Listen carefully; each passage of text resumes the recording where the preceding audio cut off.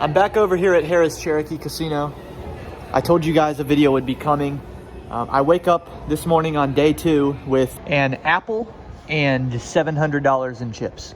But to catch you guys up, this $700 used to be $1,200. Yesterday, all I did was table games. I did some sports bets, and at halftime of the Denver Nuggets Game 1 game against the Oklahoma City Thunder, I thought I was down $1,000. Thankfully, the Denver Nuggets made an epic comeback win. Westbrook, 5 seconds. They're down by 1. Gordon got it!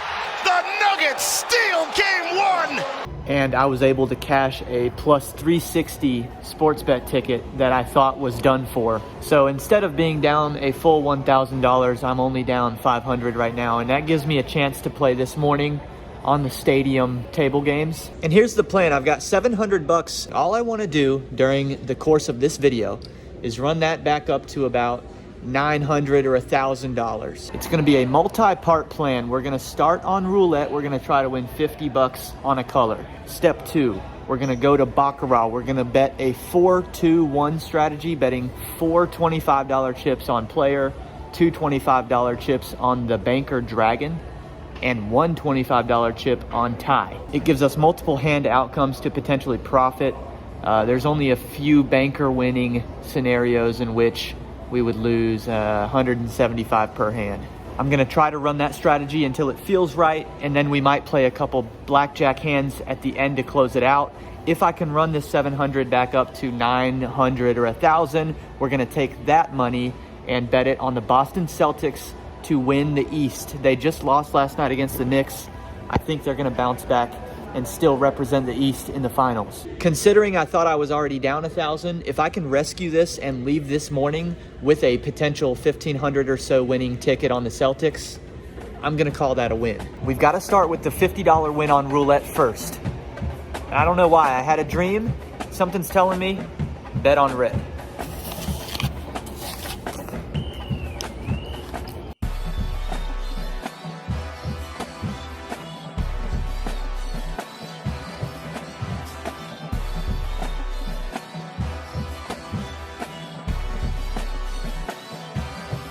We've loaded in our $700. The electronic roulette wheel has seen 2 red spins of recent.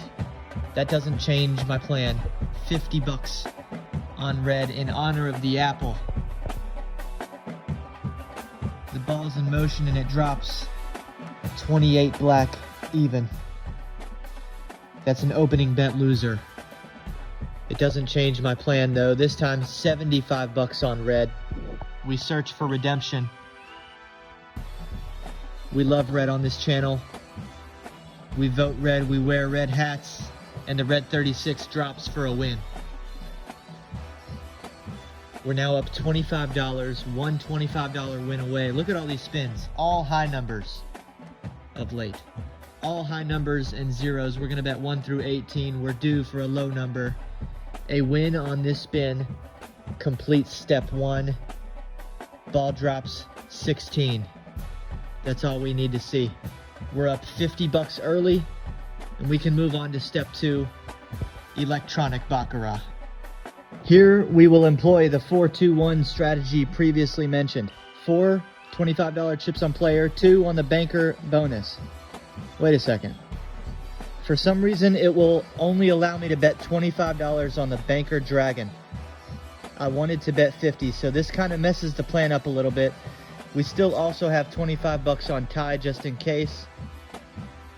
We're in for $150 on this hand. Player shows 0, banker has 3.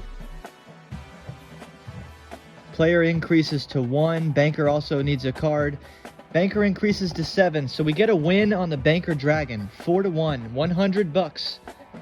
But we lose the player and the tie bet, so that's a minus $25 hand. Had they let me bet 50 on the banker dragon, we would have profited on the first hand. It's a shame. I don't know how long I'll be able to run the strategy now, because this isn't really the strategy. 4-2-1 works. 4-1-1, I'm not as confident. Second card for the player gives the player a natural 8. Banker also natural 8. That's the best possible outcome. That's actually huge. That's actually huge. Oh my goodness. Let's see what we can do on blackjack for a minute. That last natural tie on the baccarat hand was the best possible outcome. The $100 player bet is a push. The banker dragon bet is a push. And it's an 8-1 victory on the tie for 200 bucks. I start with a 13 against a 7 on blackjack. We hit a couple times and stand on 19. Dealer stops at 18. It's a $10 profit.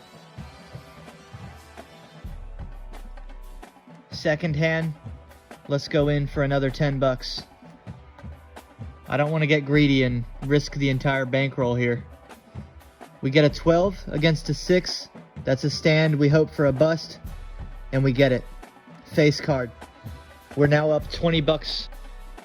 I'm gonna cash this out since we're close to the goal, or we're basically at the goal. I'm gonna go look at the odds for the Celtics before I decide what exactly I'm gonna do. Let's go see what kind of odds we can get.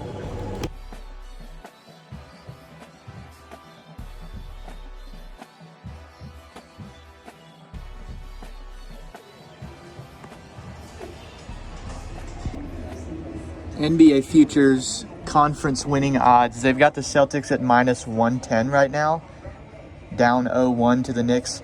I don't think that's a terrible bet. I really don't. I'd like to see if I can parlay it with something so that we can get plus money. All right, so there's like nothing they'll look. They won't let me parlay this with almost anything. So basically 110 are the odds that I'm gonna get on this. So the question becomes, is this 945 good enough? Or should I go try to run it up a little more? I'm going back to a live table. I won't be able to film this session. If this gets north of $1,000, I will quit and we will place this bet. I really hope I don't regret the fact that I'm walking back to the pit. We could have placed the bet right now.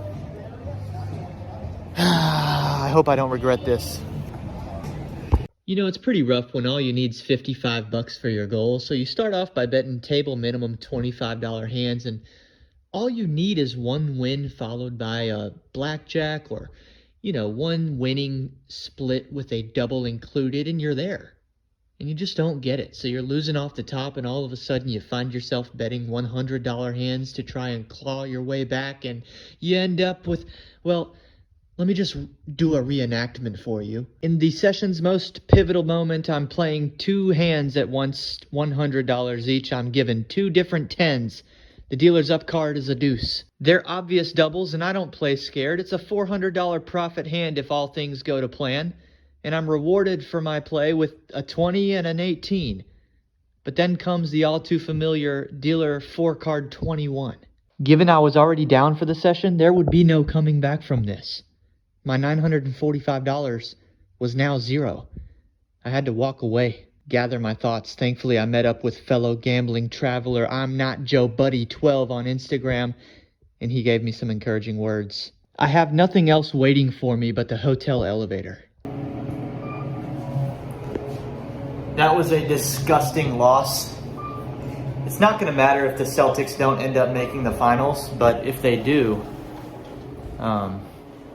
945 bucks at -110 would have cashed $1,800. So that's going to be a nasty punch to swallow a few weeks from now. I think I might low-key have to root a little bit against the Celtics now, just for my own mental health. That's going to be it for this video. I'll see you next time on Welty.